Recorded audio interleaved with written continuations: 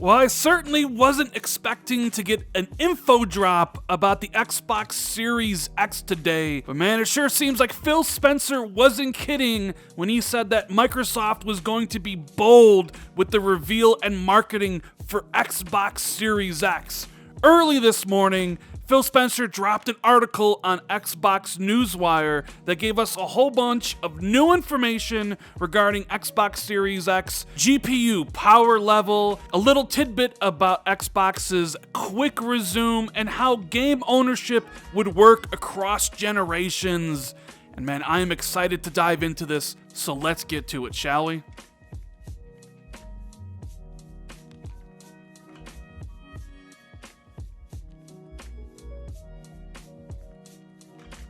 What is going on, everybody? Randall Thor 19, the man with the million, back again with another video.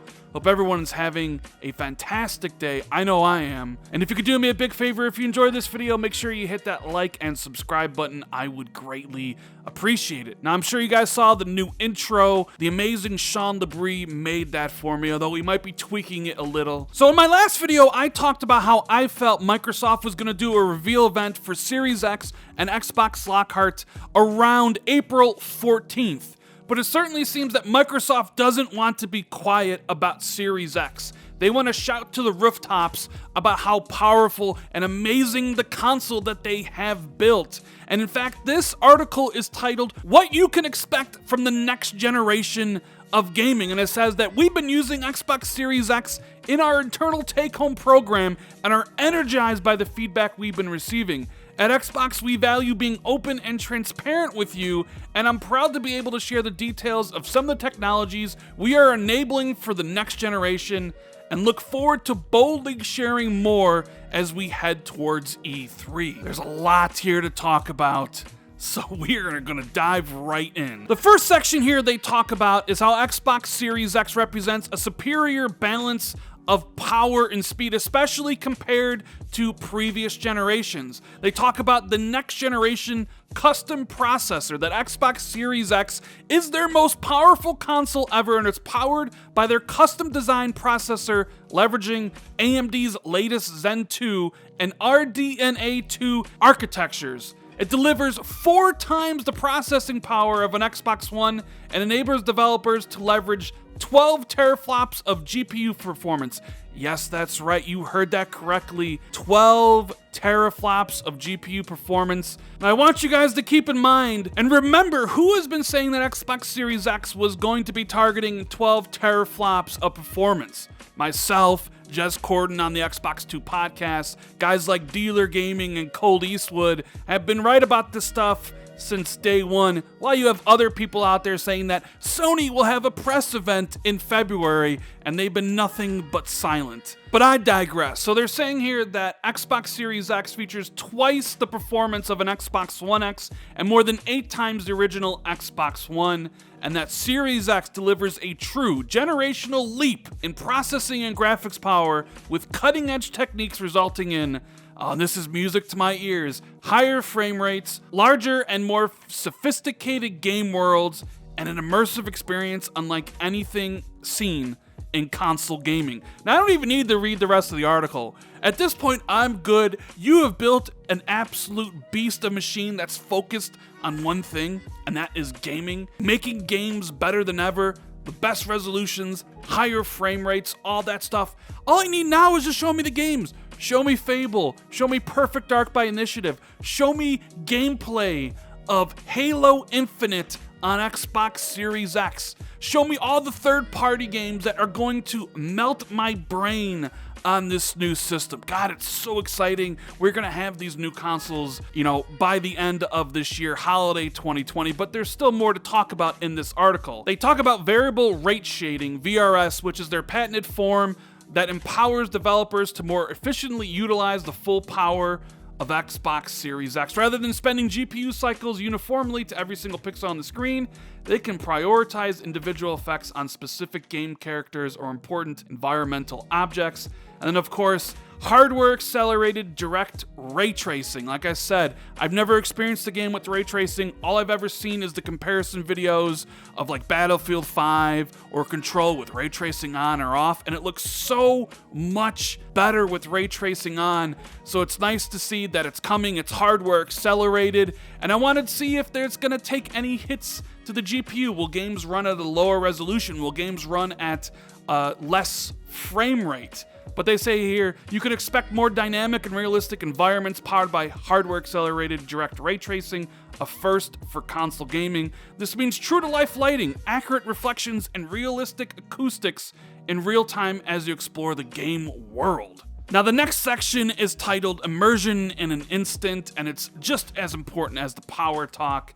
They say the next console generation will be defined by more playing and less waiting. Thank the Lord. Because even with my external Samsung T5 SSD, load times can be a bitch, and everybody knows this. If you played the Destiny games or big open world games, sometimes that initial load takes forever. And if you're coming out of a dead cold boot, the Xbox One X takes a long time to get to the main menu, and sometimes it's like, hey, I want to play something, but it takes so long to get into that game that you maybe want to do something else, but that's going to be a thing of the past. They talk about their SSD storage, and with their next generation SSD, nearly every aspect of playing games is improved. Game worlds are larger, more dynamic, and load in a flash, and fast travel is just that fast. Now, a really cool feature here that I think people are going to love is called Quick Resume.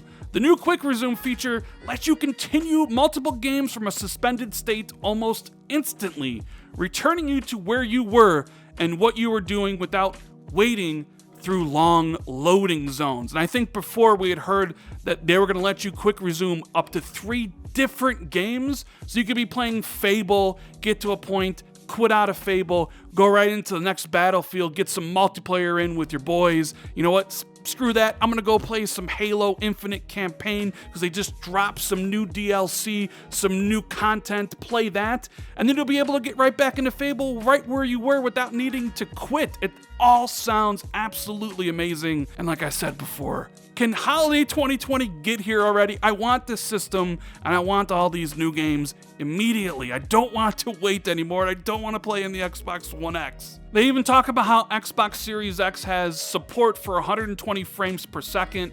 With support for up to 120 frames per second, Xbox Series X allows developers to exceed standard 60 frames per second output in favor of heightened realism or fast-paced action. Now, just off the top of my head, games that would really benefit from that, we have Rainbow Six Siege already announced for next generation. I could easily see that game hitting 120 frames, and that would be important in a competitive first-person shooter like that. The devs of Ori and the Will of the Wisps had talked about their desire to make that version on Series X run at 120 frames. I could definitely see the newest Forza Motorsport game also hitting 120 frames. Obviously, I don't think you'll see any game hit 4K and 120 frames. Obviously, there'll be a compromise, but just the idea of 120 frames support for the console is great, but you will have to need either a monitor that supports that refresh rate or a TV that does. Now, this next section is probably what most people would consider the most important, the next generation of game compatibility. And I talk about 4 generations of gaming within Xbox Series X, and that their commitment to compatibility means existing Xbox One games, including backward compatible 360 and original Xbox games, look and play better than ever before. Your favorite games, including titles in Game Pass, benefit from steadier frame rates, faster load times, and improved resolution and visual fidelity, all with no developer work required.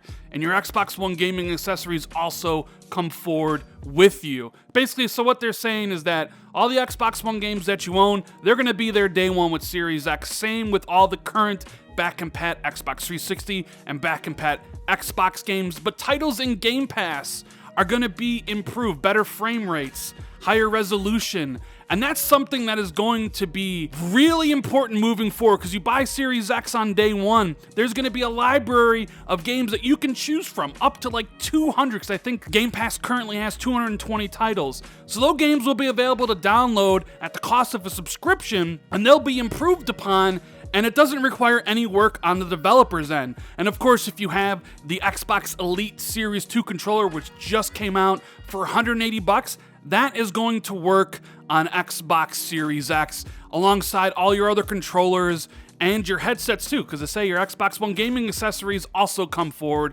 so that's fantastic. Then Microsoft details smart delivery, which might be the most important part of this whole article. It says the technology empowers you to buy a game once and know that whether you're playing it on Xbox One or Series X, you're getting the right version of that game on whatever Xbox you're playing on. That Microsoft is making the commitment to use smart delivery on all their exclusive Xbox Game Studios titles like Halo Infinite, ensuring you only have to purchase a title once in order to play the best version available on whatever console you choose to play on, and that technology is available for all developers and publishers, and they can choose to use it for titles that will release on Xbox One first and come to Series X later. Now, when this information came out, the devs over at CD Projekt Red tweeted out, "Gamers should never be forced to purchase the same game twice or pay for upgrades. Owners of Cyberpunk 2077 for Xbox One will receive the Xbox Series X upgrade for free when available." So that's one of the things I've been wondering about. We know there'll be a bunch of games that come out between now and the launch of Series X. Cyberpunk's already said, hey, the update for their game will come sometime after the launch of the next-gen consoles. But am I going to be charged a fee to play the better version? Obviously, CD Projekt Red's like, no, you only need to be charged once for the game, you get the upgrades for free. Microsoft's saying the same things with their own games. And I do have to wonder what greedy-ass developers and publishers out there will charge for these ports, and if Microsoft's putting this information out there to basically tell everybody, yo, this stuff is free, we have the technology out there for you to use, so if somebody like Ubisoft, EA, Activision take the greedy, scummy way of, hey, you want to play Call of Duty, upgrade it on Series X, it's going to cost you 20 or 60 bucks, then you know who's at fault here. It's definitely not Xbox. They're saying the technology is free to use for everybody. So that's a nice little thing there. And obviously the system is gonna know. If I'm playing Cyberpunk and it's 80 gigabytes on the Xbox One, or maybe 100 gigabytes on the Xbox One X, and if I'm on Series X, it knows that it needs to download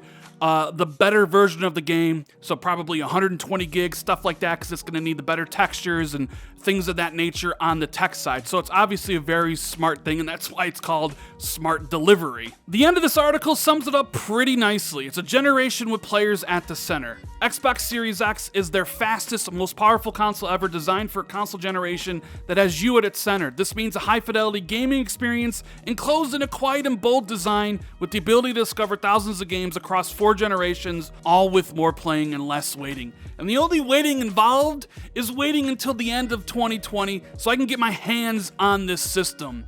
But I really appreciate Microsoft being forthright about this information, talking about Series X, whether it's the reveal at the VGAs or this info dump in February. I'm looking forward for the actual reveal event where Microsoft can show us some more things, talk about Lockhart. I think that event's coming in April. And then there's E3, where all the games will be shown off. Fable, presumably the Initiative's Perfect Dark, a look at Halo Infinite's gameplay for the first time, and all the surprises that come along with that huge event. And then it's the journey to the end of the year, playing all these new great games on a brand new system. I am so incredibly excited about the future of Xbox, and Xbox Series X sounds like it's the perfect console for me and a lot of other people out there. Anyways, guys, I hope you enjoyed this video. If you did, make sure you leave a comment below, hit the like button, the subscribe button. If you want to be notified immediately when I drop a new video, make sure you hit that notification bell. Thank you guys so much for watching. I greatly appreciate it, and I'll see everybody in the next video. Later, guys.